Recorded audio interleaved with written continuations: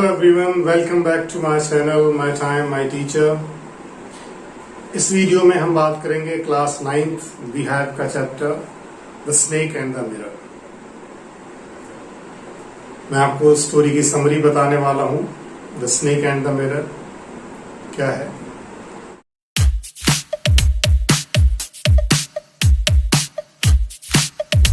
Start करते हैं story, लेकिन उससे पहले अगर आपने सब्सक्राइब नहीं किया है तो सब्सक्राइब कर लीजिए और नोटिफिकेशन भी लेते रहिए, तो बेल आइकन को दबा दीजिए।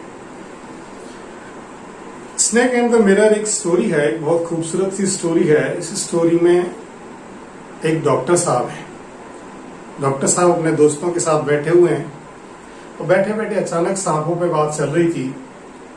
तो डॉक्टर साहब का अपना एक्सपीरियंस था, तो वो भी अपना एक्सपीरियंस शेयर करने लग जाते हैं।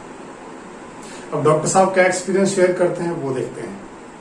तो डॉक्टर साहब ने जब अपनी डॉक्टरी शुरू की तो वे गांव में गए। क्योंकि वो नए नए डॉक्टर थे तो इसलिए उनके पास पैसे भी ज्यादा नहीं थे।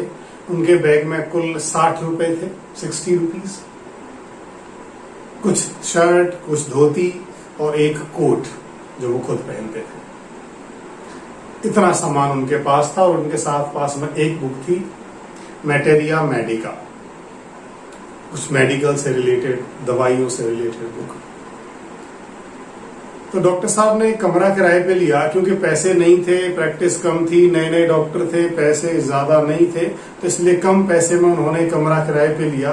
आप सोच सकते हैं कि कम किराए का कमरा कैसा होगा। एक टूटा फूटा सा कमरा, बिल्कुल भी सफाई नहीं, और दिन रात उसमें चूहे घूमते रहते थे कमरे में। इधर से उधर चूहे घूमते रहते थे, मस्ती करते रहते थे। क्योंकि डॉक्टर साहब को पता था कि उनके पास पैसे कम हैं, तो इसीलिए उनको इन सब चीजों से कोई परेशानी नहीं थी, वो आराम से रह रहे थे। लेकिन एक दिन अचानक से क्या हुआ कि जब वो बैठे थे तो उन्होंने अपने सामने देखा कि शीशा है, मिरर लगा हुआ है। और आपको पता है, अगर आप मिरर में अपनी शक्ल देखने लग जाओ तो हटने का मन नहीं करता। सेम चीज डॉक्टर साहब के साथ थी, वो भी इंसान थे। जैसे ही मिरर के सामने अपनी शक्ल देखना शुरू किया तो हटने का मन नहीं करा। काफी देर तक अपने आप को घूरते रहे। घूरते घूरते उन्होंने 4 डिसीजन लिए, 4 कमिटमेंट करी खुद के साथ। सबसे पहली कमिटमेंट कि आज से रोज डेली शेव करेंगे, स्मार्ट दिखेंगे भाई।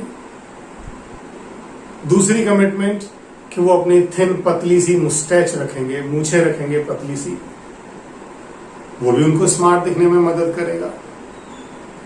और तीसरी, इससे भी ज्यादा इंपॉर्टेंट डिसीजन जो लिया, वो डिसीजन लिया कि अब से वो हर दिन हर समय अपने फेस पे स्माइल रखेंगे, क्योंकि स्माइल होने से आप और ज्यादा सुंदर लगते हैं।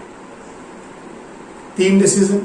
और चौथा डिसीजन लिया कि अब वो एक शादी करेंगे, क्योंकि भाई वो आफ्टर ऑल बैचलर हैं, ऊपर से डॉक्टर हैं, तो उनकी समाज में बहुत इज्जत है, इसीलिए चारों काम उनको करने पड़ेंगे। और शादी कैसी लड़की से करेंगे? वो लड़की जो बहुत ज्यादा मोटी हो, बहुत ज्यादा हेल्दी हो। क्यों? ऐसा क्यों? सब चाहते हैं भाई शादी के लिए लड़की पतली होनी चाहिए, स्लिम होनी चाहिए, सुंदर होनी चाहिए, लेकिन उनको मोटी लड़की क्यों चाहिए थी? उसके लिए डॉक्टर साहब का अलग अपना एक्सक्यूज था। उन्होंने बोला भाई मोटी लड़की होनी चाहिए कि अगर बाई चांस मेरे से कोई गलती हो जाए और मुझे भागना पड़ जाए तो कम से कम मोटी लड़की होगी तो मेरा पीछा नहीं कर पाएगी ना, पकड़ नहीं पाएगी मुझे। पतली होगी तो वो भाग के पकड़ लेगी, मैं तो फंस जाऊंगा। तो ये डॉक्टर साहब का एक्सक्यूज था देखने के लिए कि भाई लड़की पतली नहीं होनी चाहिए, मोटी होनी चाहिए। ये 4 डिसीजन उन्होंने शीशे के सामने बैठ के लिए। फिर थोड़ी देर बाद वो सोने चले गए। अगले दिन फिर शाम हुई, अंधेरा हुआ। फिर थोड़ा उन्होंने देखा, बैठे हुए थे कि कहीं से आवाज आ रही थी। आवाज आ रही, वो अंदर गए, शीशे के पास जाके बैठे थोड़ी देर, अपने आप को शीशे में देखा। फिर वहां सामने बुक पड़ी हुई थी, मैटेरिया मेडिका। बुक उठाई और बुक उठा के पढ़ने लगे। थोड़ी सी बुक पढ़ी थी कि फिर अचानक से कुछ ऐसा आके गिरा जैसे कि कोई रबर का ट्यूब, भरा हुआ ट्यूब छत पे से नीचे जमीन पे गिर गया। डॉक्टर साहब के पास अंधेरे में एक लैंप था, ज्यादा कुछ नहीं था, तो उन्होंने ज्यादा ध्यान नहीं दिया और अपना पढ़ाई कंटिन्यू करते रहे। उनकी आंख तब चौंके, उनकी आंख तब खुली जब देखा उन्होंने कि उनका जो सांप है, एक सांप आके उनके शोल्डर पे यहाँ पे अपना हाथ पे लपेट के और यहाँ फन फैला के बैठ गया। हाथ को टाइटली पकड़ लिया और फन फैला लिया।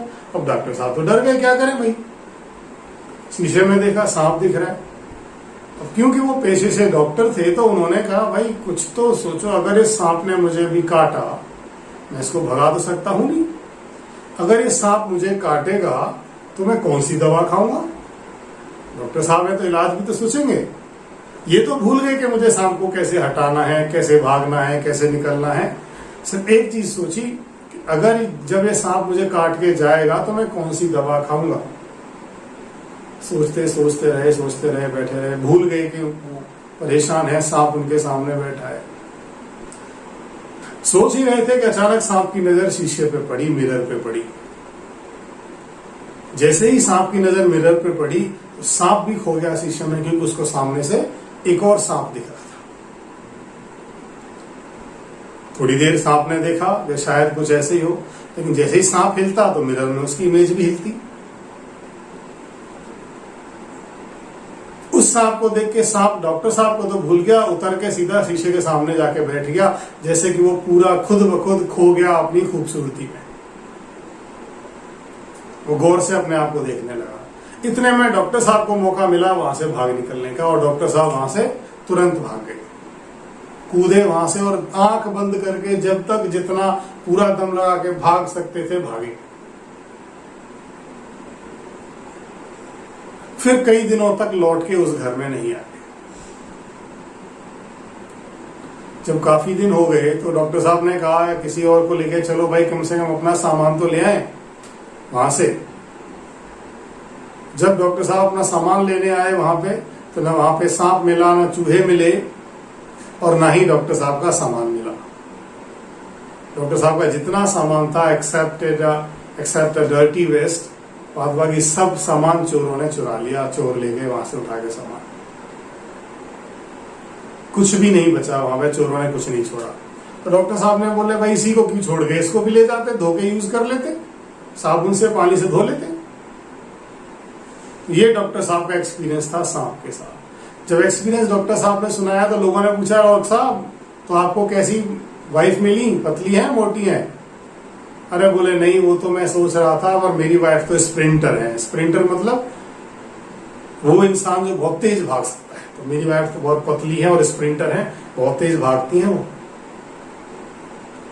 ये है डॉक्टर साहब का एक्सपीरियंस, और यह समरी आपकी story the snake and the mirror की। अगर आपको पसंद आई हो तो लाइक करें, शेयर करें।